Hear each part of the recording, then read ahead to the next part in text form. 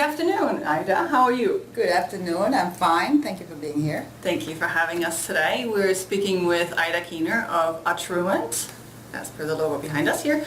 Ida, you have started your own business how long ago? March in 2009. Okay, and tell me a bit about the industry, what primarily you do, and how many employees you have. The industry is, we are a managed services provider. That's our bread and butter. But we also an IT consulting firm. We find ourselves more and more providing CIO/CTO virtual work. In other words, it's basically providing IT consulting for bigger firms without having to pay for the price tag of a CIO or a CTO. Mm-hmm. We also provide a lot of cloud services. We have our own co-location and data center in Baltimore. And we provide anywhere from just regular hosted exchange to more complicated solution where it's an entire hosted solutions where completely virtualized through using technologies such as either a Microsoft platform or VMware. So you are in a very male-oriented business, but yet you're a woman business owner. Any particular tips? Has that been an advantage actually to stand out in the crowd? Actually, I would like to elaborate a little bit on this because you are absolutely correct. There is not a lot of women doing this type of work. I've been in IT since I was, without giving out my age, about 13 years old. That's when I probably built my first computer. And I do have a master's degree in information technology applied to management. And when I came to this country back in 2000, I realized very quickly that it is definitely a male-oriented industry, even though it's the total opposite in Europe. Oh. And I always wondered, why is it about in a country that is so advanced, women tend to kind of like shy off this particular industry? And I've been asking around, and I couldn't really get a straight answer, but even though there is a lot of women that actually provide services such as database work, programming, you will see a lot of women there, but the networking part of it and anything that is a little bit more complicated than just doing programming, and I'm not saying programming is not complicated, but programming is just, to me, is a little bit boring because you're sitting in front of a computer and writing code all day long. I personally like the challenge of touching every single aspect of technology or what the technology has to offer out there and being able to be to have that challenge on a daily basis. A year ago I did get involved with Western High School, which is an all-female high school, and they did have a CyberDove club where young talent, young girls were really interested in going into this field. And I was able to mentor some of them. Some of them actually came and worked for me as interns over the weekend, and some of them are pursuing careers. So I'd like to think that, maybe by the fact that they knew I was successful as doing it, maybe there is a shot for other women to be able to do it as well. So to answer your question, why not more women are doing it, I have absolutely no clue, but I think it's this country. And but on the other hand, being a woman hasn't held you back, obviously, since you are a successful business owner. So any tips on how to succeed in a male-oriented world? I think that is not necessarily just in my field, is how to succeed in anything that you do as a business owner is you have to have the passion for what you do. And if you're not passionate about what you do and absolutely going gung-ho on everything that you believe in, then you are not going to succeed. But because I've been in this field for so long and I am very, very passionate about it, I think that's where the success came about. It's from the passion. And that's, all of the guys. You asked me earlier how many people are working here. It's a total of 7 of us. Mm-hmm. So I consider myself one of them because actually, as a matter of fact, since the beginning of this week, we were all working on a project until almost 10 o'clock at night every night. One project? One project, wow. And I was very much involved with it. Actually, I'm probably going to do it again tonight hopefully not until 10, but you do what you have to do. Right, exactly. And you have plans to continue to grow this company as opposed to holding steady? Yep, actually we just received our MBE certification and Women-Owned Business certification, so now we're actually pursuing a little bit more of government contracts. Okay. So which is a completely new world for us, but you know, I still love the commercial end of it, so this is not going away anytime soon. It's never going to go away because I've built so many wonderful relationships with all the clients I have today, so this is going to continue on, but you know, government contracting is something that I'm going to explore. That's a really interesting field too, but it's good to not put all your eggs in one basket, as they say. Now, you have taken on an additional challenge in that you didn't grow up in the U.S. Mm-hmm. Any insights in terms of career tips or business tips that you brought along from overseas, or things that you learned along the way that would be helpful to other people? That's a difficult question. It goes back to, I'm a firm believer by doing everything by the book. And since I've been here, and it's been it's been 16 years now, I did everything by the book. So I went from, you know, all the immigration paperwork, and which was a challenge on itself. Then, you know, when I first started my company in 2009, so it was all the paperwork involved in basically creating a company from scratch, which I had no idea how to do. Mm-hmm. So, but gotta love Google. You can find anything and everything on Google. Yes.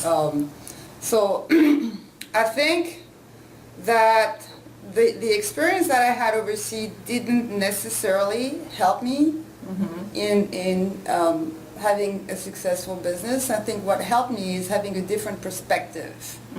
And coming from a different culture, I was probably able to look at things with a different, you know, set of eyes, so to speak. Because I came from a different culture. I mean, I grew up in France, and then I spent 14 years in Tunisia. So it's basically, I took the big leap of faith 3 times now over the years. So a lot of guts and initiative, that's for sure. Well, it goes back to the passion. You have to have guts, you have to have passion. That's the only way you can be successful. You have to take risk. If you don't take risk, you're never going to get anything. Yes, right. I agree with you, absolutely. So now you are also very active in the business community in general, above and beyond mentoring students like you mentioned before. What has been most helpful on that front, and how has that impacted your business? First of all, I moved my practice in Anne Arundel County a year ago. And I think that was probably one of the best things I've done, because this particular county has a lot of things to offer. So being involved in the Chamber of Commerce was extremely helpful to me, because you have to, it's kind of like going back to what I was saying with the immigration paperwork. You kind of have to know the legislation between what you're doing, the rules, of what you're doing before you do them. And being involved in the community, especially from a business standpoint, helps you kind of understand the what to do and what not to do. I actually just got a letter in the mail yesterday that I finally got accepted to leadership in Anne Arundel County. Oh, congratulations. So I'm going to be going through the class, because since I'm involved in this county now, so I like to learn about everything that Anne Arundel County has to offer, and it goes from legislation to history to everything, and being able to actually meet fellow business owners in this county. I think it's extremely important. So, and that's certainly a really good organization, of which there are similar ones elsewhere in Maryland and beyond. Now, have you found that being in a particular location has made a difference to you, even though you can work remotely, right? that is correct. So in theory, the location isn't that important. In our business, and if I go back to our primary product, which is managed services. So managed services is basically a type of service where most of the things that we do is provide remotely. However, I do believe that one of the things that in the world of IT today, and Twitter and Facebook and LinkedIn, and I mean, I don't have to tell you this, but we seem to be losing the human touch component, because everything becomes so robotic. You know, you might have 600 friends on Facebook and probably 3 that you can speak of. Yes. Right. Or that you see regularly. Right. I still believe, even in this particular field, that clients, whether they like to admit it or not, like to see your face. Yes. And relationship and being able to have a team together has always been very important to me. Could we work remotely? Absolutely. I mean, there is no need for having an office space. And quite frankly, my wallet would probably agree with that. But I like the fact that the collaboration, even with this, the technology that you have today, Skype, video conferencing, you could have that same type of interaction kind of face-to-face, but the interaction that you have within an office space is probably more important than being able to work remotely, because, I mean, if I take the example of this particular office space, I think that the reason why we as a team work so well together is because we interact a lot with each other. And besides the stressful world of IT, because let's be frank, IT is not, can be a monster sometime, and most of the time when a client calls, it's just not to say hello, it's because there is a crisis. Yes. And being able to take them off the ledge when the crisis is there, even though it seems little to us, big for them, and Yes. being able to actually bring them down, bring that stress level down before we even get to working on the issue is huge. And being able to mentor everybody the way this process has to be run is, you couldn't accomplish the same thing by being remote. Yes. And you add to that, you have to make it fun.